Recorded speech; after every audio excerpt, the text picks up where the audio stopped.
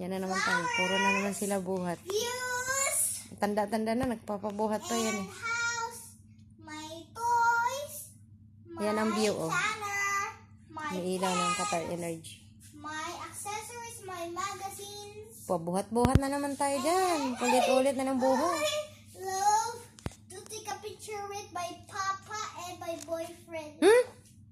Hoy, bakling. Yan na naman sila. Nagbubuhatan na. Bumalik na naman sa pagka-baby to. Hindi naman to baby. Ang bigat. Ilang kilo na siya, honey, sa tingin mo? 20 lang? 25 na, mag-25 na dati na. It's a princess. I love to take a picture with flowers, magazines, and all